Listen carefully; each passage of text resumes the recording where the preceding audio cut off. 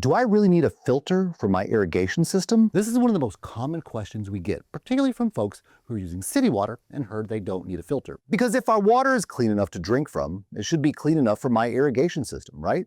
Well, if you understood what was going on inside your water, you know why the answer to do I need a filter for my irrigation system is yes. There are a couple of exceptions to this rule though. I'll explain that in a minute. By the end of this video, you'll understand why and how even clean drinking water can be harmful to an irrigation system.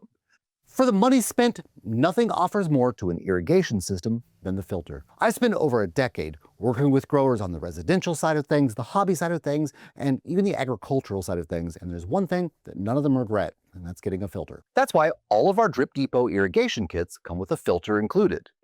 You've probably looked at your water when you wash your hands or take a shower or do some dishes and you've seen that there's nothing in it. It's really clean. But when we wash our hands or take a shower, we're only using a couple gallons of water at the very most, whereas even a smaller home irrigation system is going to be using hundreds and over the course of a summer, thousands of gallons of water. That is a lot of water. And all of that water, when it goes into an irrigation system, has to pass through the filter. So with that big of a sample size, there is absolutely things in even clean water that is going to be filtered out by a fine mesh filter. Even your kitchen sink or your bathroom sink comes with its own filtration. The little screen on there, it's not just an aerator, it's also a little bit of a mesh filter. Not as fine as we use in drip irrigation, but still a filter to make sure no debris comes out of your faucet. There's really no such thing as clean water, at least not when it comes to irrigation, as even the cleanest water source has a whole entire piping network upstream of it that leads to your irrigation system.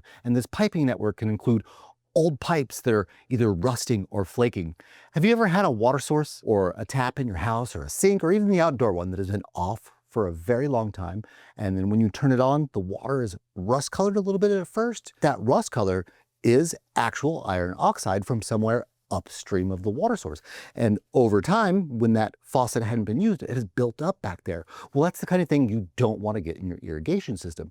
Not only just the small particles that just slightly discolored it, but entire mineral scale pieces can flake off upstream, or old pipes can flake off upstream, head downstream, and get into your irrigation system. Even on brand new construction, there's going to be old pipe somewhere upstream of it, and of course it's all connected. That's why it's surprising you'll see some professionals say you can get away without using a filter on clean city water, when that is simply not the case. They're trying to save just a few dollars, but it's going to cost a lot more dollars down the road. Even when you don't have flaking pipes upstream or it's not an immediate danger, there are particles that you cannot see in your clean water. A lot of this is dissolved mineral content. Over time, this dissolved mineral content will build up on the screen, like this one here. As you can see on the screen, a lot of that mineral content was dissolved at one point, but it's building up on the screen. Yes, some is going to get through. There's absolutely no stopping it, but it's going to be minimal compared to what gets through without the screen. This could easily clog almost all the emitters on a moderate-sized home irrigation system.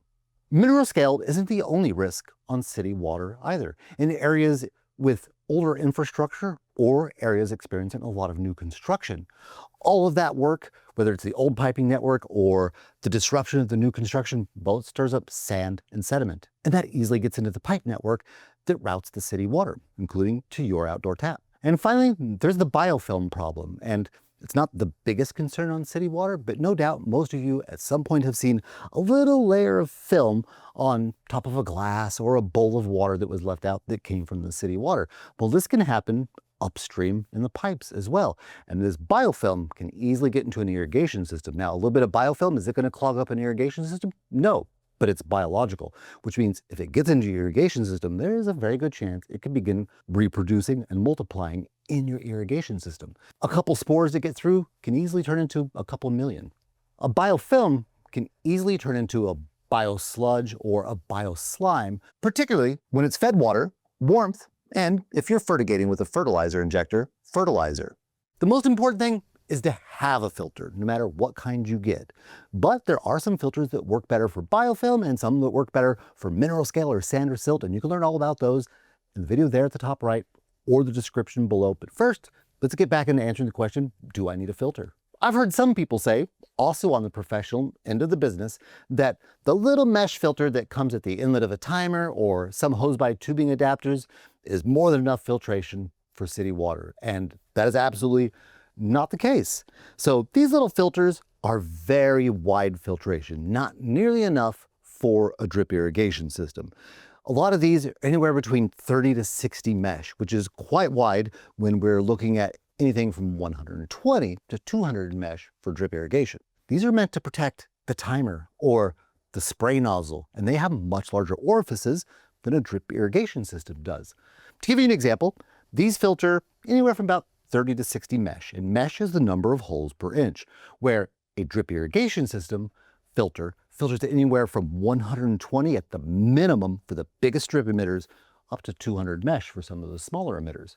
Now, before I get into the exceptions, if all of this sounds like a lot to figure out, Drip Depot sells irrigation kits that come with everything you need to build your system, including a filter that's already matched to it, so you don't have to figure any of this out yourself. If you're not sure what you need for your irrigation system, a Drip Depot irrigation kit is the right choice. Now, you've probably been eagerly waiting to hear the exceptions where filters are unnecessary, so let's get into the exceptions where you don't need to use a filter in your irrigation system. You don't need to add a filter to systems on city municipal water that use emitters like rotors, impacts, spray heads, and rotary nozzles. Impacts have large enough orifices to pass most city water debris, while rotors, spray heads, and rotary nozzles come with built-in filters.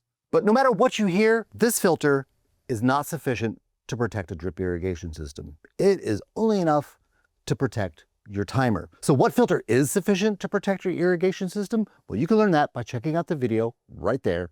I break down the different types of filters to show you what is best to use for your water source.